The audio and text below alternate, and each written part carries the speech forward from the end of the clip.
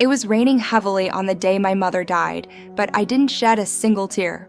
In fact, as I stood over her grave, watching the workers shovel the wet mud onto her coffin, I felt a sense of relief. I know how terrible that sounds. A son should mourn his mother. A son should feel like his world has ended. But for me, the end of her life meant the end of my embarrassment. You see, my mother, Clara, was the most hated woman in our town. They called her the miser. They called her the stone heart. And for 20 years, I believed them. I remember when I was 10 years old. All my friends had new bicycles and fresh sneakers for school.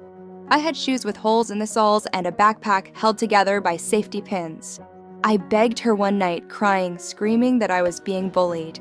She looked at me with those cold, tired eyes and said, "We don't have the money, Daniel. Stop asking." But I knew she was lying. Every Friday, I saw her walking to the bank. I saw her holding envelopes of cash. She was working 2 jobs, cleaning houses in the morning and washing dishes at a diner until midnight. She was making money. She just wasn't spending a penny of it on me or on herself. She wore the same gray coat for 15 years. It was so threadbare that the wind cut right through it. She ate leftover bread from the diner she worked at. The neighbors would whisper when she walked by. "Look at her," they would say. "She's hoarding a fortune while her son walks around like a beggar. What a selfish woman." I let them whisper. Sometimes I even nodded along. I grew up resenting her. I moved out the day I turned 18 and didn't look back. I only came back yesterday, when the hospital called to tell me she was gone. Now, standing in her empty, freezing house, I felt nothing but anger. She had died of a treatable illness because she refused to pay for a doctor.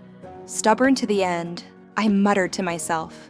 I started going through her things, planning to sell the house and finally find the money she had been hiding all these years. I wanted to take the fortune she loved more than she loved me. I went into her bedroom. It was sparse. A hard bed, a broken lamp, and a locked wooden chest under the floorboards beneath her bed. There it is, I thought. The treasure. I found the key on a string around her neck, the only piece of jewelry she ever wore. My hands were shaking as I unlocked the chest. I expected to see stacks of cash, maybe gold, maybe bank bonds.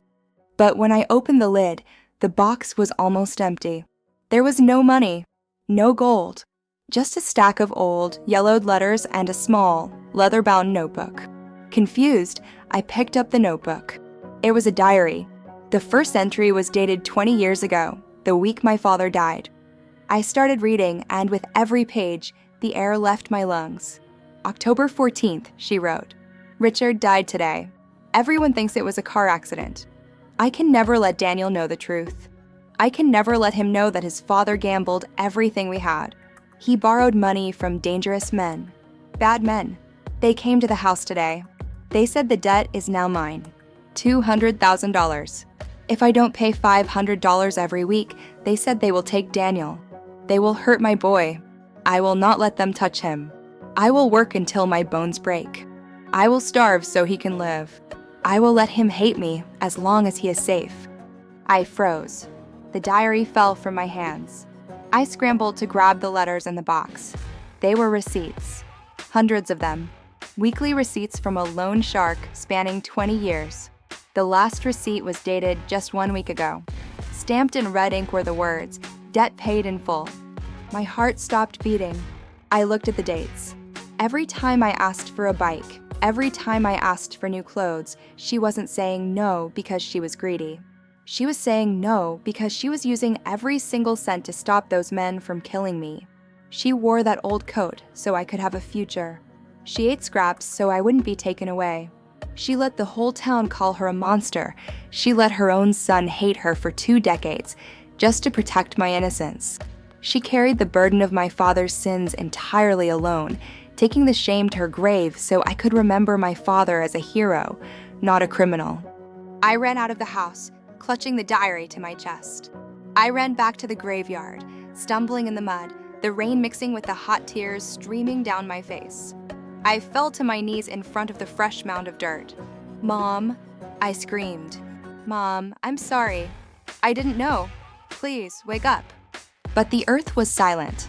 The rain washed over the grave of the woman who starved herself to feed my freedom. The woman who took a lifetime of hatred just to give me a life of peace. They say you never know what someone is carrying until they put it down. My mother carried the weight of the world, and I only realized it when she was already gone. If you still have your parents, don't judge them by what they can't give you. You have no idea what they have already sacrificed just to keep you standing. Don't wait until the grave to say thank you, because the silence of a gravestone is the loudest sound you will ever hear.